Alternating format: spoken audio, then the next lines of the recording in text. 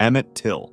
Emmett Till, an African-American boy from Chicago, went to Mississippi during the summer of 1955 to visit his great-uncle, Moses Wright. Keep in mind that the South at the time was under strict Jim Crow laws, enforcing racial segregation and extreme discrimination against black people. On August 24, 1955, Till and a group of other black teenagers went to Bryant's Grocery and Meat Market, a small store owned by a white couple, Roy and Carolyn Bryant. Carolyn Bryant later accused Till of whistling at her, making lewd comments and possibly touching her hand. Although decades later, she admitted that parts of her testimony were false. On the night of August 28th, her husband, Roy Bryant, and his half-brother, J.W. Milam, armed and enraged, forced their way into Moses Wright's home and Emmett Till at gunpoint. They dragged him out of bed while his terrified relatives watched helplessly. They first took him to a barn where they severely beat him. They out one of his eyes, his jaw, and out some of his teeth. They pistol him so brutally that his face was unrecognizable. Witnesses said they heard the beating and crying from the barn. They then made him carry a 75-pound cotton gin fan, tied it to his neck with barbed wire, and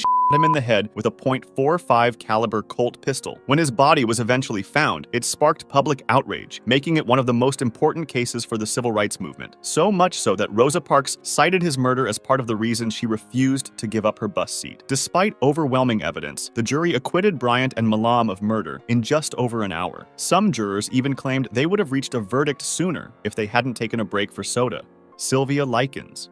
Likens was a girl from Indiana who was involved in one of the most brutal cases in U.S. history. Due to their parents' unstable work situation, Sylvia and Jenny, her sister, were frequently left in the care of relatives or friends. In July 1965, their father, struggling financially, arranged for Sylvia and Jenny to board with Gertrude Banisevsky, a mother of 7, for $20 a week. Gertrude, who was poor and overwhelmed with her own children, soon began taking out her frustrations on Sylvia. After the Likens' father fell behind on payments, Gertrude began beating her. Furthermore, not only did she accuse Sylvia of being promiscuous and spread false rumors that she was pregnant, but she also invited her own children and their friends to taunt her. After a while, though, things started getting even more serious. Gertrude started giving her severe beatings with paddles and belts, not giving her enough food, telling her to drink and eat her own extinguishing on her body, performed degrading acts, and eventually, she heated a sewing needle and forced one of the boys to carve these words into Sylvia's stomach. She tried to escape multiple times, but was too weak to do so successfully. Eventually, after being beaten for trying to escape once more, she died on October 26, 1965, of brain swelling, internal bleeding, and shock.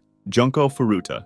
This is likely one of the worst cases of juvenile crime in history, known as the concrete-encased high school girl murder case, as the victim's body was discovered inside a concrete-filled drum. However, this is the least disturbing part of the whole event. On the evening of November 25, 1988, Junko Furuta was on her way home from her part-time job when she encountered Hiroshi Miyano and Shinji Minato, 2 teenage boys looking for girls to rob and do what can't be said on YouTube. Their plan was for Minato to knock her off her bicycle, allowing Miyano to step in, pretend to be her savior, and offer to walk her home. All of this was intended to gain her trust. However, after luring her to a nearby warehouse, Miyano revealed his true intentions, threatening Junko by claiming he was a member of the Yakuza and would spare her only if she obeyed his commands. After doing something inappropriate to her, he called his friend Ogura, who insisted that she should not be released, as he wanted to do the same. The next day, Junko was taken to a park where Miyano, Minato, Ogura, and another accomplice, Watanabe, were waiting to do what Miyano did the previous day. They told her they knew where she lived and warned that the Yakuza would kill her family if she attempted to escape. The group decided to confine her in Minato's house, where she would be held captive for 40 days. When her parents reported her missing, the captors forced Junko to call her mother 3 times, claiming she had run away but was safe and staying with friends. This was a manipulation meant to discourage further police investigation. While she was being held, Minato's parents were present in the house, so Junko was forced to pretend to be his girlfriend. However, when his parents realized what was happening, they still did nothing, later stating that they were afraid of their son, who had become increasingly violent toward them. When the group of guys realized Minato's parents wouldn't be a problem, they just dropped the act. The worst began on November 28th, when their violence escalated. They used fire where it shouldn't be used, made her stand without anything on the balcony at night in freezing temperatures, and they also inserted objects, including a bottle and a metal rod, where they shouldn't have been. She also inhaled paint thinner fumes. At one point, Miyano became enraged after claiming to have stepped in a puddle of her yellow liquid and decided to use fire as punishment. imprisonment. Throughout December, the situation worsened, leaving Junko completely unrecognizable by the end of the month. Her injuries made her unable to walk to the toilet. Her face was incredibly swollen, and her wounds began to emit a foul odor. On January 4th, 1989, after losing money in a game of mahjong, Miyano became incredibly enraged. The following events are too graphic to detail fully, but they involved hot wax from candles, eyelids, and being forced to drink yellow liquid. At the end, the attackers wrapped their hands in plastic to avoid getting dirty, then started punching with their fists and an iron exercise ball. They then used fire one last time. After approximately 2 hours of agony, Junko succumbed to her injuries. The body was placed into a travel bag, placed it inside a metal drum, and filled it with wet concrete before dumping it near a construction site.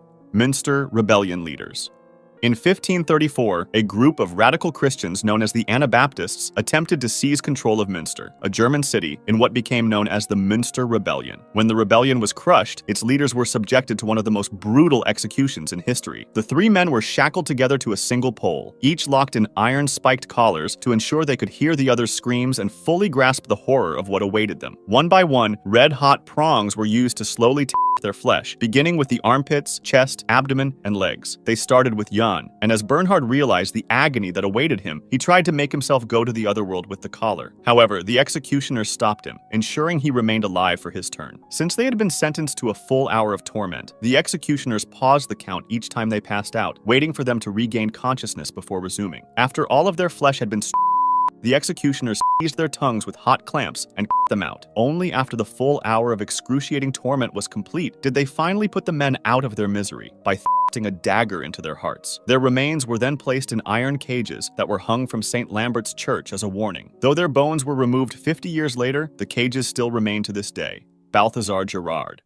After assassinating William the Silent, the leader of the Dutch revolt against Spain, Balthazar Gerard, was sentenced to one of the most brutal executions in history. The judges decided that in the end, his right hand would be with a red-hot iron, his flesh would be with pincers in 6 places, he would be and while still alive, his heart would be and thrown in his face, and finally, he would be beheaded.